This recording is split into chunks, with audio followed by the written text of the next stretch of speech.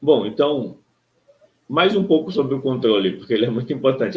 E o paralelo do controle, eu enfatizei, então, por alguns minutos, acho que eu tomei uns 10 minutos só para falar sobre o controle, mas o controle e a rigidez, eles são vizinhos.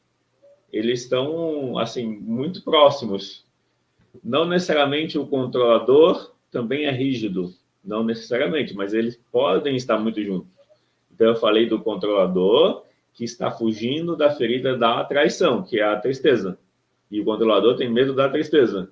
Então, ele se esforça para não ser traído.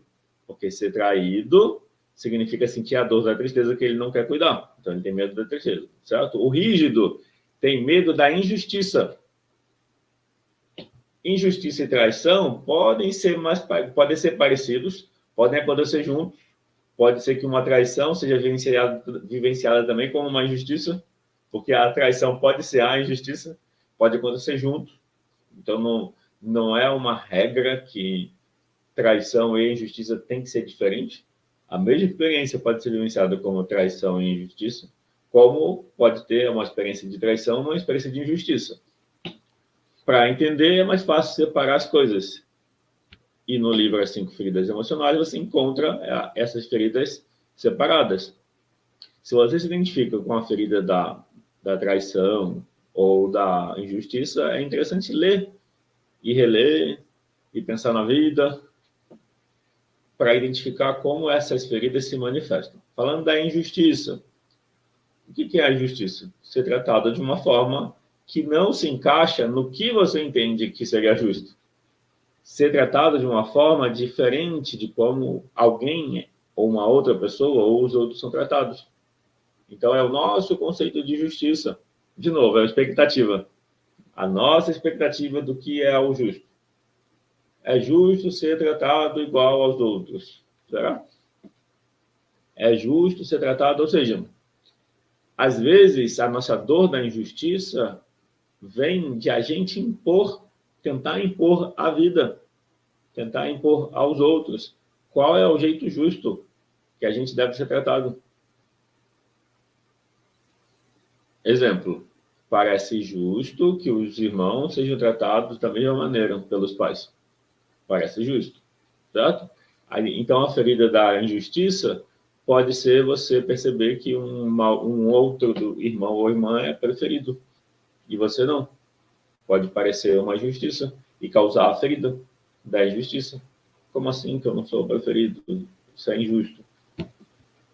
Então, eu estou trazendo que pode ter injustiças, vamos dizer, de fato, contra a lei, ou seja, injustiças que sejam de fato, e pode ter injustiças vivenciadas como injustiça. Mas na relação entre pais e filhos, o sentimento a gente não controla. Pode ser que o pai ou a mãe tenha um dos filhos como preferido. E aí, como lidar com isso? Esconder, mostrar, tentar manipular o sentimento para não mostrar que tem o preferido. E aí, como lidar?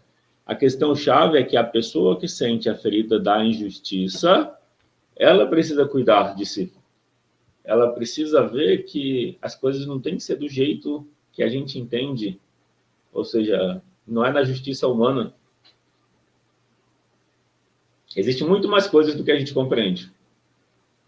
Se a gente tenta impor a nossa justiça, a vida aos outros, é um caminho para se frustrar. A Eliane escreveu: se a irmã mais velha ser a irmã mais velha e ser culpada por tudo de errado que ela fez. Ser a irmã mais velha e ser culpado por tudo de errado que ela... Eu não entendi, Eliane, acho que faltou alguma palavra aí que dificultou. Tá escrito assim: ser a irmã mais velha e ser culpada por tudo de errado que ela fez.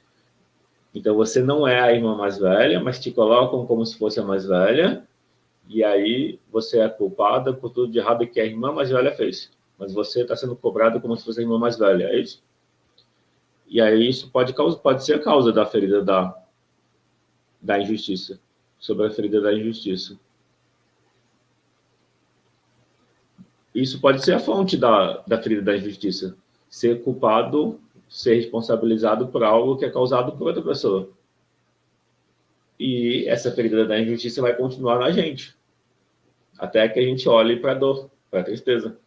E na ferida da injustiça, a gente se torna rígido. A rigidez é tentar fazer tudo certo, é se esforçar, se cobrar para fazer as coisas do jeito que a gente entende que é certo. Eu vou reforçar isso, eu vou dizer que eu vou sempre reforçar isso. É a nossa ideia de como as coisas deviam ser. É a nossa ideia do que é a justiça. É a nossa ideia do que fazer para garantir essa justiça. Então, existe a dor da injustiça, que é a tristeza. Existe o medo de ser injustiçado de novo, de sentir a tristeza de novo. E existe esse esforço racional para fazer o certo por medo da injustiça, por medo de sentir a tristeza de novo. Então, por isso que eu estou dizendo que o controlador e o rígido é muito parecido, é muito próximo. Pode ter alguém que é só rígido? Pode ter. Pode ter alguém que é só controlador? Pode ter. Só que o controlador, ele está fazendo um esforço para não ser traído. Esse esforço é controlar as emoções, é controlar os outros, para não ser traído. O rígido, ele está fazendo tudo certo, ele vai cobrar dos outros que façam tudo certo também. O rígido é muito exigente com ele para fazer o certo, ele vai ser com os outros, não tem como não ser. Por isso que o rígido e o controlador vai estar junto. Só que esse esforço para fazer tudo certo, para não ser injustiçado de novo, foge da dor que precisa ser cuidado. A dor que precisa ser cuidada por trás das feridas emocionais é a tristeza. Por isso que de todas as feridas emocionais, o foco é a tristeza por trás da experiência. Se você entende que a tristeza pede cuidado, então o caminho para resolver qualquer ferida emocional é cuidar da tristeza.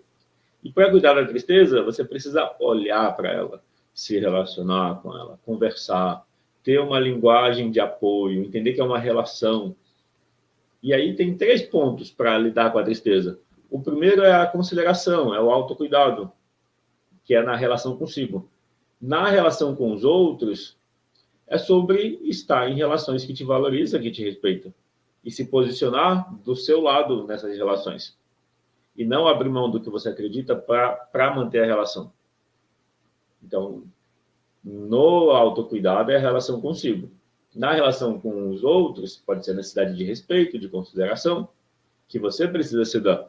Se a pessoa não te dá isso, se afastar, é uma forma de cuidar de si. O terceiro é em relação ao que você faz. É importante fazer algo que tenha significado e sentido para você. Se você faz algo que não tem significado e não tem sentido, é normal que se sinta uma frustração, que é a tristeza.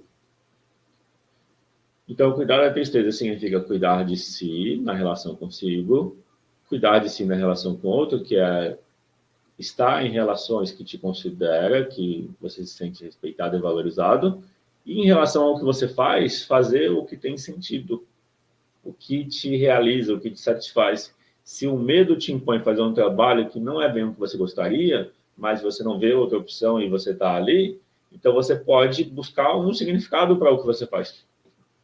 Ah, mas eu não consigo buscar um significado para o que eu faço, então muda. Porque ou você dá um significado que faz sentido para você naquilo que você faz, ou muda. Porque senão vai ter a tristeza. A tristeza pode não estar incomodando agora, mas ela vai incomodar em algum momento. Então a gente precisa desses 3 pontos: o autocuidado, o respeito nas relações e o sentido, o significado, o propósito naquilo que a gente faz. Sem um desses 3, a tristeza vem, a gente foge da tristeza, e aí ela aumenta, aí perde sentido, e aí chega na depressão. Ah, mas a depressão pode ser por questões químicas. Pode, sem dúvida. Eu estou falando do aspecto emocional. O fato é que o aspecto emocional, comportamental, afeta as emoções. Uma pessoa ansiosa tende a ter problemas gástricos. Certo? Uma pessoa ansiosa, com a mente muito ativa, preocupada, insegura, tende a ter queimação no estômago. Por que será? existe uma relação entre os pensamentos e o estômago, a acidez do estômago. Cuidar dos outros para receber cuidado. Não tem nada de errado cuidar dos outros, é uma necessidade humana, é algo que a gente sente bem ao fazer. O importante é checar a motivação. Que o cuidar dos outros não seja uma forma de... Deixa eu ler os comentários. A Regiane escreveu, é uma ilusão achar que controlamos. Não controlamos nada e ninguém. Isso mesmo. A nossa mente, e é curioso, Regiane, que tem gente que acredita que controla. Tem gente que, quem controla, acredita que está controlando. Na verdade, a pessoa nem questiona isso.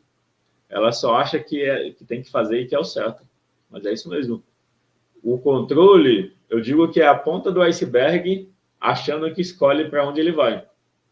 A ponta do iceberg está montada na montanha, que é o iceberg, que está abaixo do nível do mar.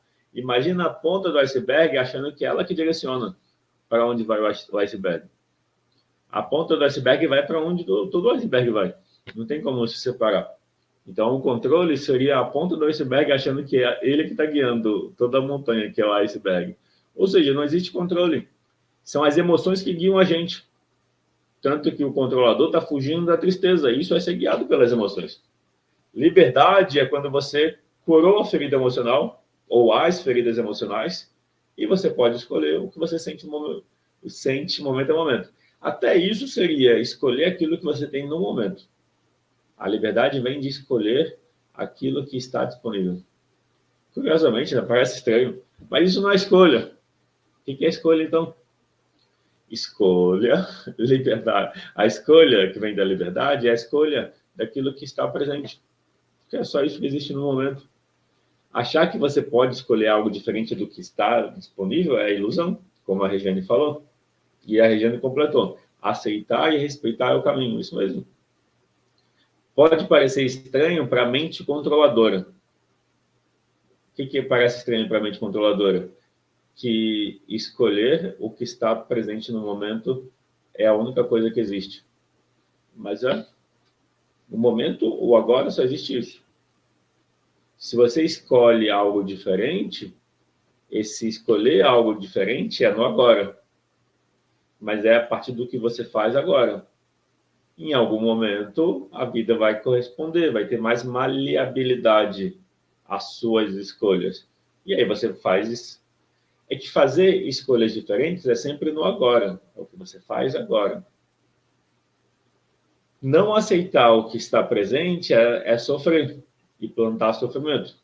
Então, no agora, você faz escolhas, você planta no agora. E os próximos agora, que vão chegar, não existe amanhã, só existe agora. Os próximos agora vão trazer outras possibilidades. E aí você colhe daquilo que você plantou no agora, mas só existe o agora. E a liberdade que a gente vivencia é escolher aquilo que está disponível. Escolher aquilo que está disponível é fazer aquilo que você tem de possibilidades no momento presente, aceitando aquilo que está presente. Se no presente existe sofrimento, se você rejeita o sofrimento, a dor, você não aprende com ela. Então, entrar em contato com o que você sente, lidar com o que você sente, é um caminho para a liberdade e para a mudança. Bom, essa foi a aula sobre cuidar dos outros e autocuidado, onde a ênfase é a motivação. Que você cuide dos outros porque você quer, não porque eles têm que retribuir em algum momento. Que você cuide dos outros porque você cuida de você e está cheio do autocuidado e transborda. Porque assim você tem mais facilidade e tem mais possibilidade de que as coisas fluam. E aí, é isso. Cuidar de si, transbordar e cuidar dos outros. E no cuidar dos outros, que seja sem expectativa de retribuição, ou seja, porque você quer. Se as pessoas retribuem, é um bônus, é um extra. Mas a satisfação já está no cuidar. E se alguém não retribuiu, se tem sofrimento, esse sofrimento precisa de cuidado. Aí você cuida desse sofrimento. Esse é um caminho de liberdade, de autorresponsabilidade. Daí é experimentar e confirmar por você.